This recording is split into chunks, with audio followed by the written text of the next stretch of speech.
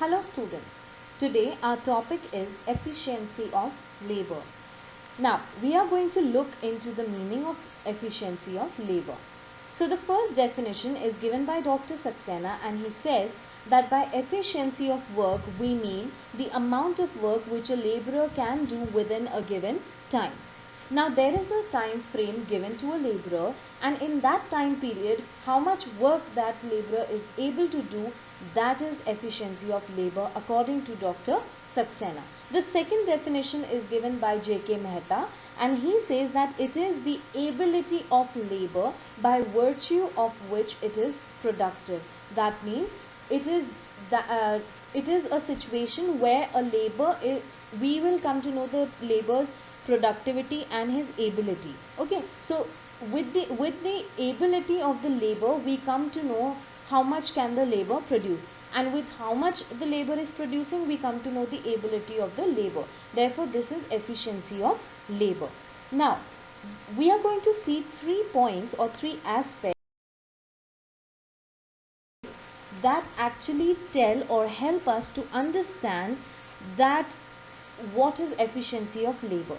Basically, if these 3 points fulfill, then we can say that yes, this laborer is efficient, or we can in other words say that the productivity of a worker can be understood through the 3 points that you are going to see on your screen. So the first point is amount of goods a worker can produce. Now how many goods a worker is able to produce at a given period of time, okay, that is what tells us how efficient the labor is. So if a laborer is not able to produce much and actually should have produced a lot, then that labor is not efficient. But an efficient labor will be the one who will be able to produce more and more goods. Okay. Second point is quality of the goods produced. So depending on how qualitative the good is, that tells the efficiency of the labor. So if the quality of the good is very good, then in that case we can say that yes, this labor is efficient. And the last point is time spent on producing the goods. So how much time a laborer is spending on producing a good. Let's say a laborer has been given 1 hour's time and has to do a certain work which actually can be done within 20-25 minutes. Now if that laborer is taking 1 whole hour for that work which can be done in 20-25 minutes, then that means that laborer is not efficient. But a laborer who is able to finish the work within 20 minutes or 25 minutes and is easily able to give the best quality of the product and is able to produce within that 1 hour, he or she is able to produce more than one good, then that laborer will be considered as the most efficient labor. Okay. Now we are going to see certain reasons why labor in India is actually not efficient. Okay. So basically if you look into our own country, our labor is not very effective or efficient. Okay. So we will see why, as in we will see the reasons why our Indian labor is not very efficient. So the first cause is hot and enervating climate. Now see, India is what kind of a country? We are a subtropical country, okay, and our climate is quite hot. So what happens is if too much heat is there, then definitely the stamina or the strength of the worker is going to go down. Alright, because laborer has to work for a long time, and during that period of time what will happen, the heat is going to decline the stamina and strength in the laborer. Therefore this is a natural cause of low efficiency in Indian labor. The next point is low wages. Now the wages of laborers in India is quite low, and therefore the standard of living also of the laborers is low. So because the wage rate is low, therefore the living standard is also low. So what happens is that workers are unable to actually afford a good life, a healthy life. They are not able to afford healthy food. They fail to keep themselves fit and strong mentally also, physically also, financially also. Okay, so they don't even have enough money to spend on their interest, and spend for recreation, for fun. They are not able to do that. Therefore, because of low wages, the efficiency of labor in India is low. The next point is inadequacy of machines, equipment and raw materials. Now, what happens is the equipments and machineries and raw materials are quite less available in our country, which means that the supply of these things are quite poor, or the supply of raw materials is poor. The equipments are unavailable. This hampers the productivity, and because it's hampering the productivity, automatically it's going to lead the laborers to become lazy in working. Why? Because, for example, if there are two workers in a factory and they are waiting for the raw material to come for the past 1 week, and the raw material is not available, the machines are outdated, the equipments are not very well prepared. In that case, they are going to keep waiting, and that waiting will lead them to become more lazy. Okay, so that interest of producing will not remain, productivity will become low, and therefore the efficiency of the labor will also become low. Our next point is unhygienic factory environment. Now, what happens is that factories in India are quite poor and unhygienic. Okay, so the working conditions of our country's factories and all is quite unhygienic, not clean at all. So the workers are actually not provided with good facilities. They don't get proper meals or low cost meals. They don't even get any kind of relaxation, no activity in between that can relax them, and there's no recreation for a change, there's nothing for a change. Okay, so all of this, very unhygienic and poor kind of a working condition in the factories of India lead to the labor to become very low in their efficiency. Our next cause is workers, habits and socio-religious factor. Now, what happens that in India we have lot of cultural things and religious things, right? So we are Indians are more inclined towards spirituality and spiritualism.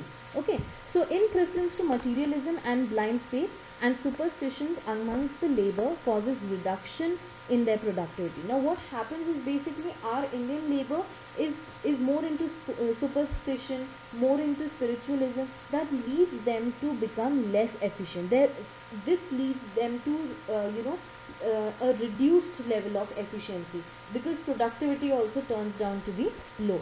So besides, a large number of workers are alcoholic also, they are gamblers also. So that these kinds of habits of workers, the religious problems, that over superstitious and all, these are some factors that lead to the less efficiency of a labor in India. Okay, so what happens because of these habits, alcoholism and gambling and their religious factors, their social cultural factors, these things come and become a hindrance in the efficiency of the labor.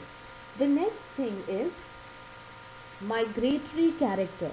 Now, what happens is that a very high proportion of workers usually migrate from villages to the cities. This happens in India, it is very true.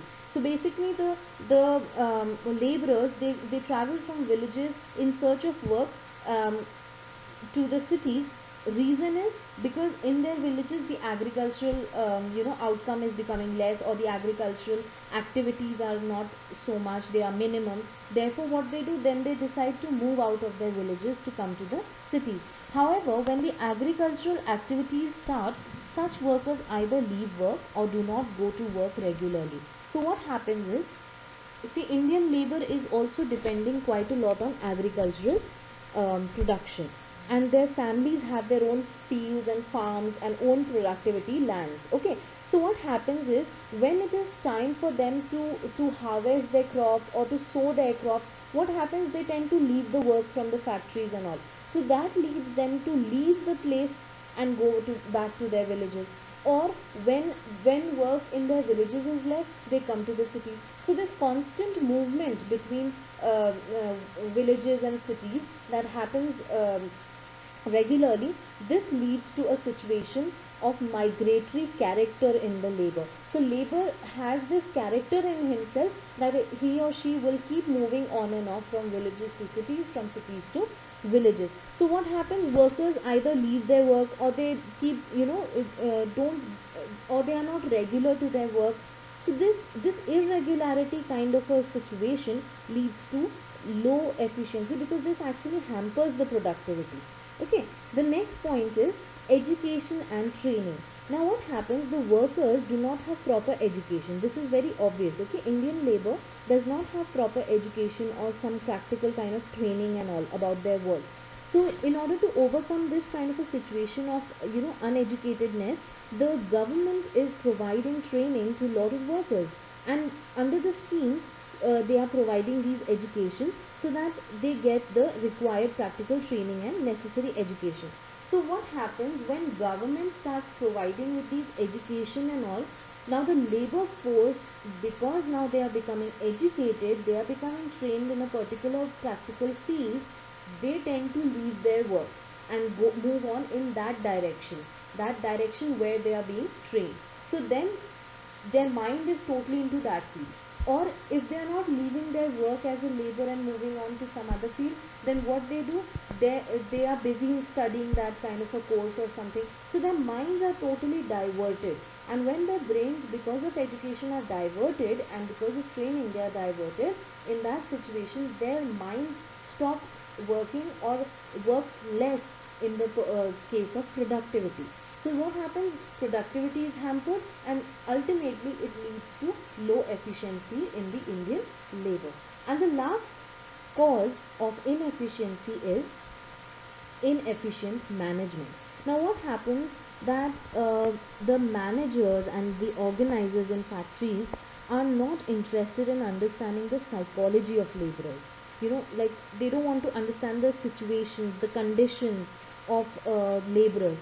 They don't want to spend resources for healthy environment in the workplace or for some benefits of the laborers, to provide them with best things. The managers are not concerned about that. Okay, so such kind of an attitude of the people or the management ultimately leads to a downfall in the efficiency. Now see, what happens is, for example, you are a student. If the school is providing you with the best benefits, providing you with table, chair, and different kinds of activities in the school, they are giving you safety, they are giving you correct education, you would want to score good marks. Why? Because you're being provided with the best benefits. But if you're not taken care of in the school, and people are coming, teaching you and going, and they don't even care about what's going on in your life, what's going on in your class, what is wrong, is everything okay or not. If nobody is going to care about you in the school, then you would also not care about bringing good marks, right? So this is the same that happens with laborers. Okay, so if laborers are given full attention, their needs are being fulfilled, they are being provided with best benefits, healthy environment, a positive environment of work, then in that case their efficiency can be high. But in India, the problem is the management is not good, and the managers and the organizers, the people who are in authorities, they do not care about the interest of the employee, and therefore the labor force tends to become inefficient. Now students, I hope you have understood this lesson. It's very short and easy. I believe that you will go through the lesson one more time, and I hope that you will practice the questions of this lesson and understand the lesson very well. All the best, students.